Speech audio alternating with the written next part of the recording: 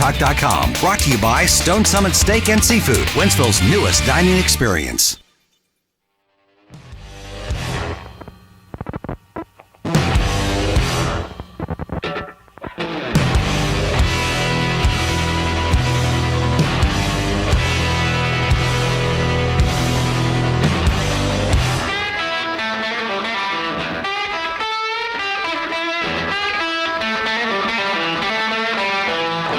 Listening to The Mark Cox Show.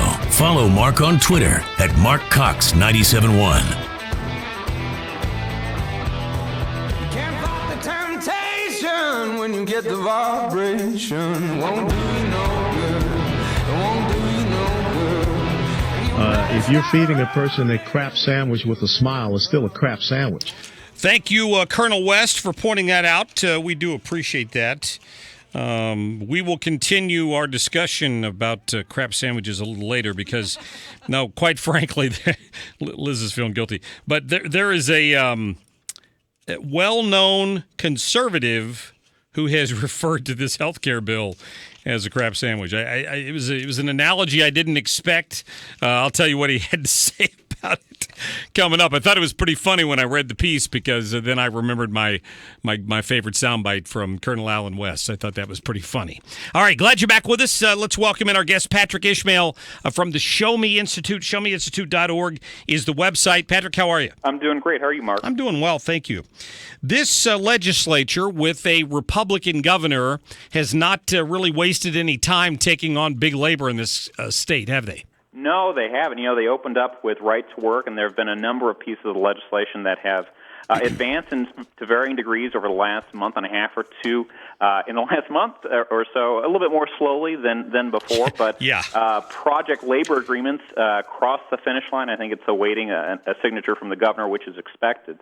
But it is a real victory for free marketeers here in the state because, you know, there are 22 states currently that don't have PLAs required in some of the projects that are required in Missouri, and it's good to see Missouri getting back on track. Yeah, so basically a PLA set restrictions on who and who cannot participate in a project, and that doesn't really seem fair from the beginning. I mean, why would the state have agreed to something like that to begin with? Well, you know, one of the reasons that supporters will have for PLAs that, you know, it guarantees that you won't have work stoppages with unions. It guarantees a certain level of quality.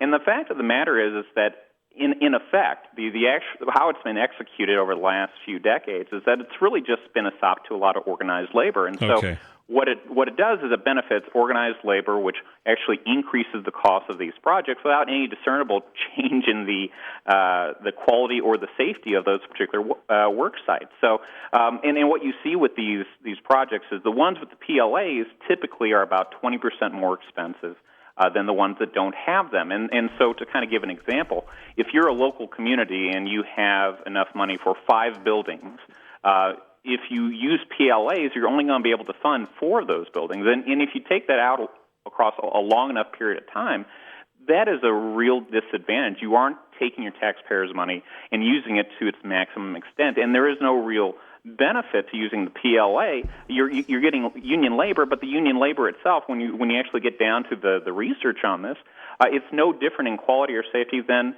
the non-union labor. And I think that is one of those realizations that it's taken some time to gain root, but that realization, I think, is going to save a lot of taxpayers a lot of money over the course of the next, 2, 3, 5, 10 years and beyond, because people are able to actually allocate that money to their most necessary ends, which is to promote the public interest and maximize those tax dollars. Well, I mean, I'm going to be the first one to admit that taking the lowest bid on anything may not always be the best way to go. I mean, you want to look at what they're going to do for you or not, but it strikes me that having one of these agreements in place, and I guess I'm arguing for the fact that I'm glad they're removing it, is you would never get to the low bid, right? I mean, you wouldn't even have an option to look at the low bid because you would have eliminated so many people from even bidding on something. Right, but when you look at these contracts, the way that they actually go forward is that you have to be a responsible bidder. You have to be capable of actually doing the work to the specifications required. And so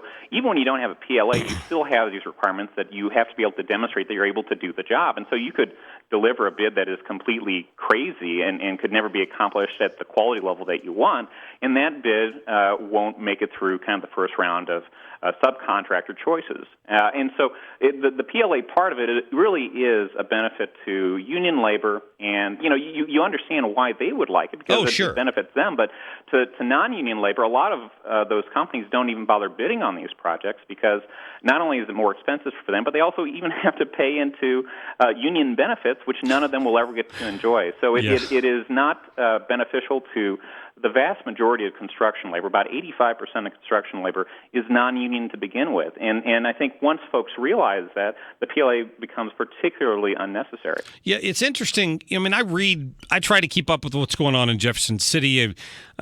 Obviously, there were lots of red flags thrown up about right to work. A lot of supporters who wanted to avoid that. Prevailing wage is another one I hear a lot about. This is not an issue I can remember hearing or reading about in the paper up until now. How did this seems to have almost slid under the radar? Well, it's one of those issues that's always kind of been percolating, but never really had a platform for folks to actually talk about it and understand what the problems were. Because, when you're talking about right to work, you're talking about private sector unions. When you're talking about paycheck protection, you're talking about government sector unions. But when you're talking about PLAs and prevailing wage, what you're talking about is private unions participating in government projects. And that's a very narrow stripe of interest groups and a very narrow stripe of folks who would ever need to really be aware of it. And I think that's part of the reason why you haven't seen a whole lot discussed about it, because it really, as far as the totality of all the labor issues that are kind of in play, it probably isn't the biggest issue to the greatest number of people. But it's an important issue, particularly in the construction industry, and it's particularly important for taxpayers, and particularly local taxpayers, who have a limited amount of money to spend on a limited number of projects, and to the extent that you can maximize those dollars to get good quality labor for good projects that will improve your community, that's all for the better. Yeah.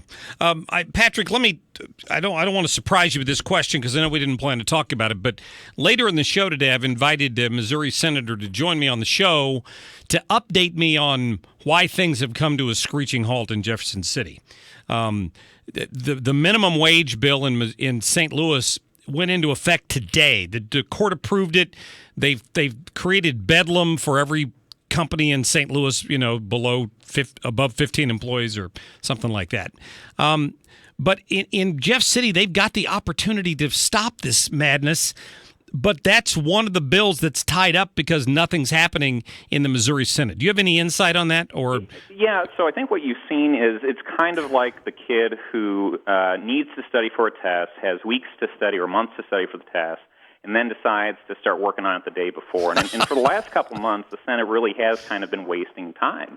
And when you get into the minutia of Senate rules, there's a lot of power in individual senators to slow things up. And there's power in the leadership to be able to change that as well. But I think the Senate tolerated a lot of delays for a very long time. And now we're down to the night before the test, and a lot of important issues haven't gotten done, and they need to get done. Whether you're talking about ethics reform, whether you're talking about education reform, whether you're talking about tax reform, labor reform, all these really important issues, the minimum wage issue. These are all important issues to the people, and I think, unfortunately, the Senate has become a little bit self-involved and not sufficiently interested in advancing the people's business, and that's a real problem. And quite frankly, it's disappointing and really sad. Yeah, people should probably take the trouble to call their senator's office today and ask why. Because there are a lot of things that aren't going to get done, potentially. Not stopping this minimum wage is a huge mistake, and somebody needs to answer for it. I'm going to talk more about it later in the show, but I appreciate your input on it, Patrick. Thank you. I appreciate it, Mark. Absolutely. Patrick Ishmael from the Show Me Institute. Go to read more about this issue and more at showmeinstitute.org, and I wish Patrick a good weekend. So that's sick. Those are corrupt bastards, Chris. I'm just saying, what's going on down there in